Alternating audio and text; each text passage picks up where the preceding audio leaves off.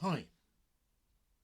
We've already looked at the fact that the Earth has this concentric layered structure of a core made of iron and nickel, with a solid inner core and a liquid outer core.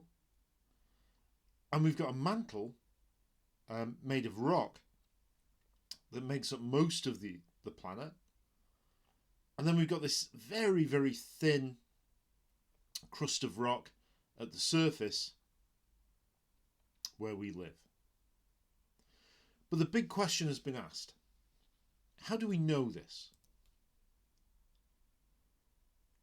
Are we able to journey to the Earth's core? Which weirdly, people seem to think that's where dinosaurs still live. Anyway. Or do we have to use more indirect evidence?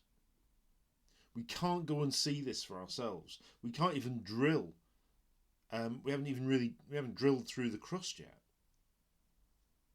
despite a couple of attempts to do that. What we can do is we can use seismic evidence. We can look at the evidence for how earthquakes behave as they pass through the Earth to actually work out that internal structure. But to do that, we need to think about the nature and the properties of these seismic waves. So this lesson is going to look at the evidence we have from seismic waves for the Earth's internal structure. You'll need a handout of diagrams of different earthquake waves, and also a handout showing the velocity of earthquake waves in different layers of the Earth. Okay then? Let's start by thinking about how many types of earthquake waves there actually are. The answer is that there are 4 types. Some of these you may have heard of. There are what we call P waves, S waves, and 2 types of L waves, what we call the Rayleigh wave and the Loewe wave. Let's have a look at each of these in turn, but in particular I want to focus on P waves and S waves. L waves, as we'll see, aren't particularly significant for this use of seismic waves, although they are very significant in other ways. We'll come to that in a moment. Let's start with a P wave. A P wave is a longitudinal wave. We have rocks here vibrating in the direction that the wave is moving. We see rocks being compressed and then rocks being stretched. So these compressions and dilations, and with that we get a movement of energy from one place to another. That is a P wave.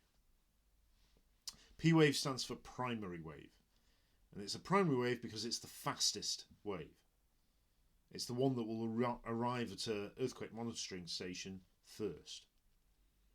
And it's fastest because it is longitudinal. Now, to really understand the significance of P waves, we need to look at an equation. We need to do a little maths. But relax. This is the equation for the speed of a P wave.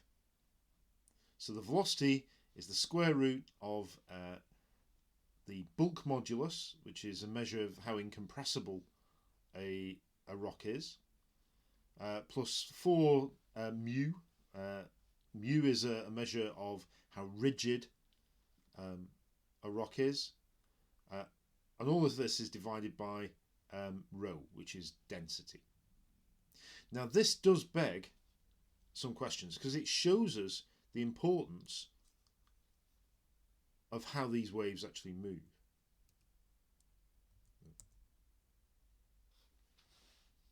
For example, let's think about what happens if we increase the density of rock. We know that as we go deeper in the Earth, the density of rocks increases. what effect would that have on velocity? The difference between if density equals, say, 3 compared to the density of, say, 10, which would have the higher velocity? We also need to think about the effect of this incompressibility. That there, it's a constant. So if the rigidity varies, we'd still have that constant. Anyway, we'll explore this a little bit more in a moment when we look at S waves. This is an S wave. These type of waves are transverse. That means the vibration is at right angles to the direction that the wave is going. So we get sort of an up and down motion of the rocks, and we'll have energy as a result going at right angles to that, going here from left to right, even though the vibration is up and down. Now these S waves are called S waves because they're secondary waves. These are slower than the P waves, and they're the second ones to arrive at an earthquake monitoring station.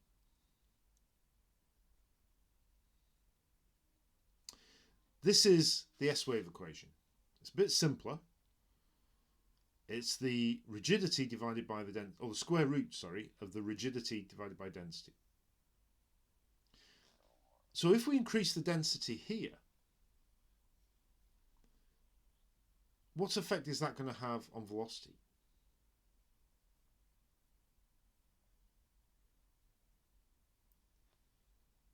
Increasing density actually slows earthquake waves down.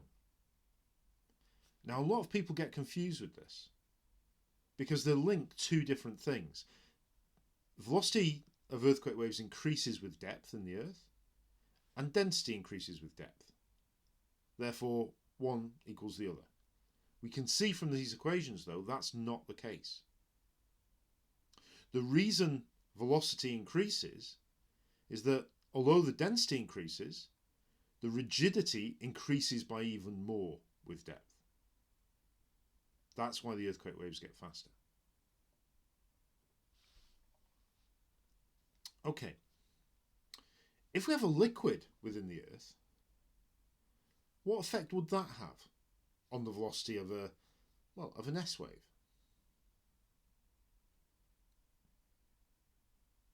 A liquid has no rigidity. It doesn't resist changes in shape. So for a liquid, mu here would be 0.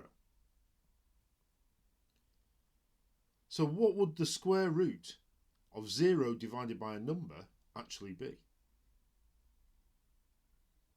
It has to be 0. So S waves, because of this reliance on the rigidity of a rock for its speed, S waves will not pass through a liquid.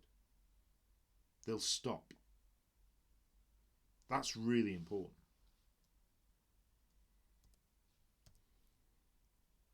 Let's look at this effect of a liquid on a P wave. Again, in a liquid, mu would equal 0. So 4 times 0 divided by 3 is 0. So but we still have this value of k. So in a liquid, the speed of a V wave, the speed of a P wave, will be the square root of k divided by rho. That would still have a value. So P waves can pass through liquids, but the speed will change.